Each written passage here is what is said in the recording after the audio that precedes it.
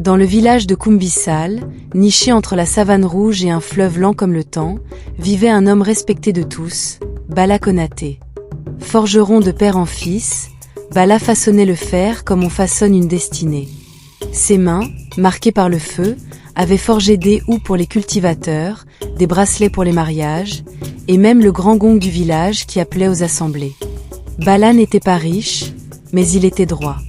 Dans une Afrique où la parole donnée vaut plus qu'un papier signé, sa parole était une dette sacrée.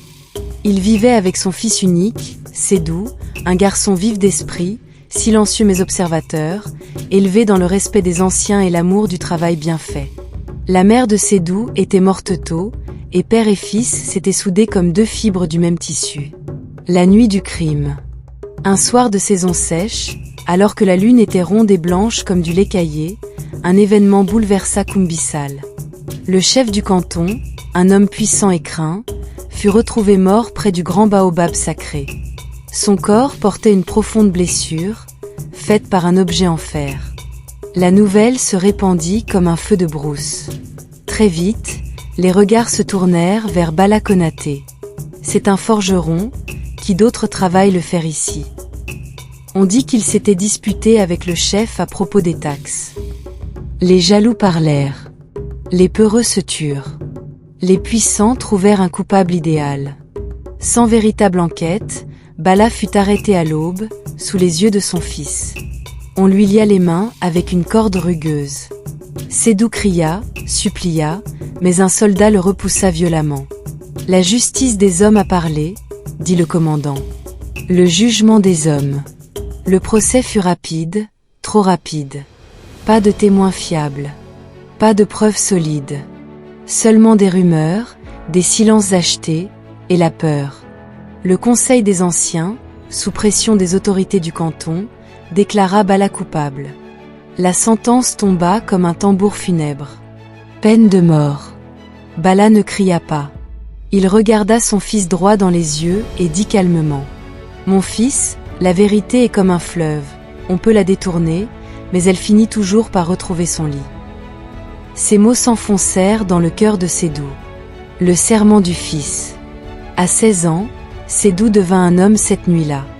Il jura, devant le feu sacré du village, devant l'ombre de sa mère et les ancêtres. Index revers pointant vers la droite blanc, il prouverait l'innocence de son père.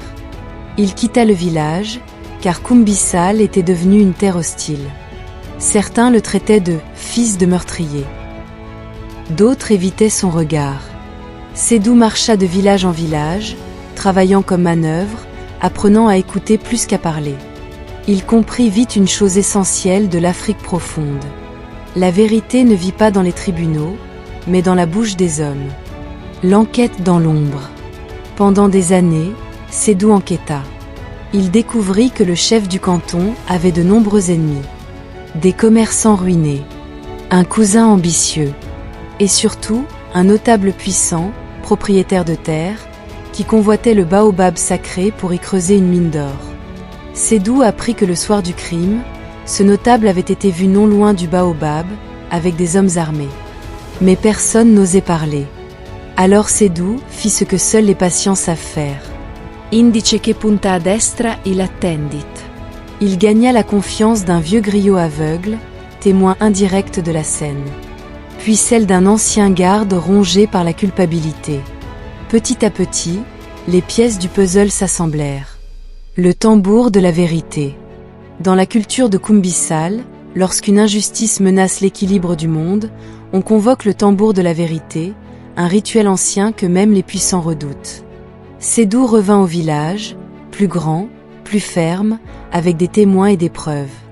Il demanda publiquement que le tambour soit frappé. Les anciens hésitèrent. Les autorités s'y opposèrent. Mais le peuple murmurait. Et quand le peuple murmure, même les rois tremblent. Le rituel eut lieu. Le rituel eut lieu. Les témoins parlèrent. Le griot chanta ce qu'il avait vu. Le garde avoua. La vérité éclata comme l'orage après une longue sécheresse. Index revers pointant vers la droite blanc Bala Konaté était innocent. Le véritable coupable fut démasqué. La redemption. Bala fut libéré, brisé physiquement, mais debout dans son âme. Il serra son fils contre lui, longtemps, sans parler. Le village pleura de honte. Le chef spirituel déclara: l'injustice est une dette. Aujourd'hui, nous la payons. Seidou refusa la vengeance. Il demanda seulement que la mémoire de son père soit lavée. Il devint plus tard juge itinérant, parcourant les villages pour défendre les innocents, rappelant à tous que la justice sans vérité est un crime. Et à Kumbisal, sous le grand baobab, on raconte encore cette histoire aux enfants, pour qu'ils sachent qu'en Afrique, globe sur la zone Europe-Amérique, la vérité peut être enterrée, mais jamais morte.